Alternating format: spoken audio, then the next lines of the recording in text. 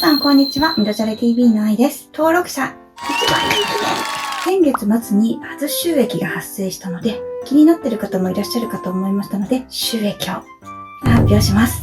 グルメチャンネルなので、グルメに絡めて発表報告できたらいいなって思っています。ということで、今日はですね、私のお気に入りのランチがあるので、ランチ店をご紹介しながら、ナレーションの方で収益報告をさせていただきます。それでは、スタート。やってきましたのは赤坂です。冒頭でお伝えした通り、1月27日にチャンネル登録者数1万人達成しました。日頃の応援、温かいコメント、そしてご視聴いただきまして、本当にありがとうございます。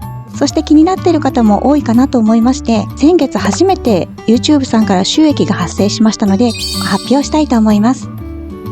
早く収益知りたいっていう方もいらっしゃると思うんですが、ランチを食べながらしっかりとご説明させてください。私のお気に入りのランチ店は、火鍋のペンシェンウェイウェイさんです。こちらは個室でランチをいただくことができます。注文したのは、薬膳の翡翠麺のセットです。グリーンの麺はクロレラ入りです。ご飯もついています。では、いただきます。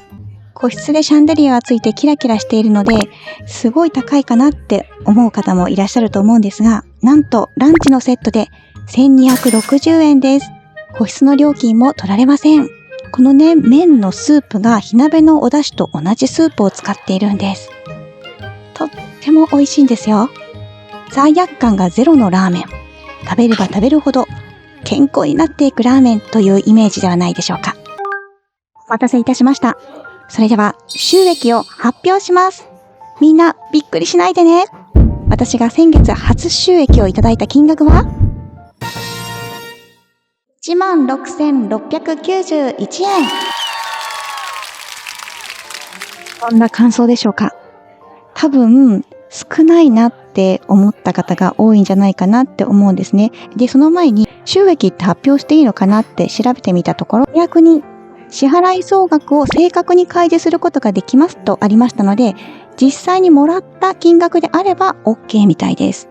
なので支払われる前の推定な憶測では発表しちゃいけないみたいなので正確に発表させていただきました。チャンネル登録者数1万人でわずか1万6000ぐらいかって思った方安心してください。1万人達成したのがほんのちょっと前なので、それまではね、12月1ヶ月半前までは2000人に達成していなかったんですね。なのでこの YouTube さんの収益って1ヶ月遅れで入ってくるので、この金額はだいたい2000人、チャンネル登録者数2000人くらいの収益だとイメージしてくださればいいのかなって思います。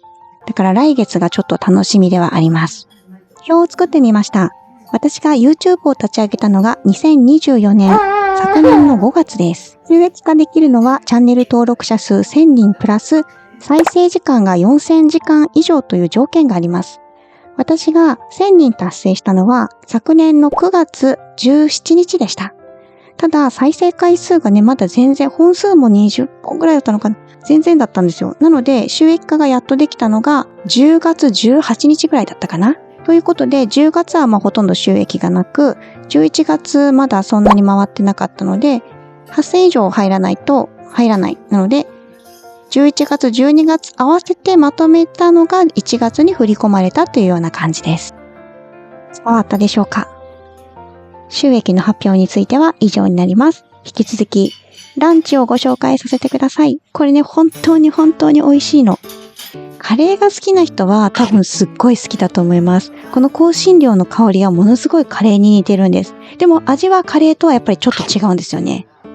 食欲をそそる味でございます。個室なので、カジュアルに自分一人でこのように食べるのもよし、接待もよし、お友達との談話もよしっていうお店なので、もし東京でゆっくりできるところのランチを探していた方は、お立ち寄りされてはいかがでしょうか。ランチはこのようにカジュアルな麺をいただくことができるんですが、夜はメインは火鍋です。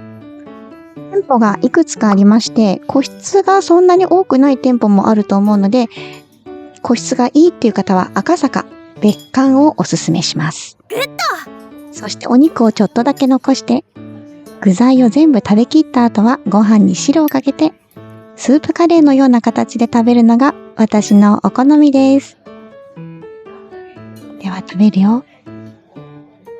めちゃくちゃ美味しいんです。二度美味しいってこのことですね。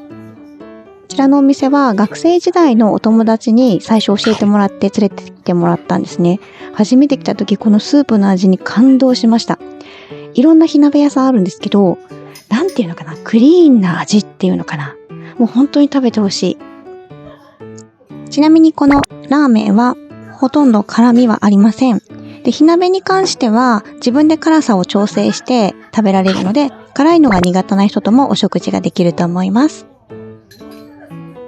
このお店は昔よく来てたんですけど、今回はちょっと久々でした。ちょっと特別感がある内装じゃないですか。なので今回は初収益ということで、プチご褒美っていう感じでした。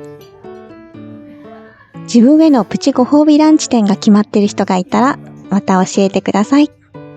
デザートも食べてごちそうさまでした。これだけの漢方食材が入っているスープだったら、もうどんどん健康になっちゃいそうですね。はい、お値段1260円。お腹も大満足でお店を後にしました。赤坂はとても久しぶりなので少しだけ散策して帰ろうと思いました。赤坂アクトシアターではハリーポッターの舞台が上演されていました。それに伴って赤坂サカス周辺ではハリーポッターの世界観を演出した飾り付けやショップがオープンしていましたよ。ちょっと寒かったので、この後 TBS の中にちょっと入ってみました。はい、こちらです。こちらはハリーポッターの舞台とかはちょっと関係ないと思うんですけれども、普通に見学しました。3階にはスタジオの撮影風景を見学するコーナーもあったのですが、この時間は何も行ってなかったです。はい、でも楽しみましたよ。TBS の前です。赤坂サカスですね。久々に来ました。アクトシアターは前回宝塚の舞台を見た時に訪れまして、 TBS の中に1回入ったことあるんです。以前ナレーションの勉強した時に生ナレーション、はい、その見学をさせてもらったことがある以来ですね。ということで今回は最後までご視聴いただきましてありがとうございます。このチャンネルでは旅やグルメを中心に新しい動画をどんどん発信していきます。あなたのチャンネル登録とグッドボタンの応援が次の動画制作の励みとなりますのでよろしくお願いします。それではまた次の動画でお会いしましょう。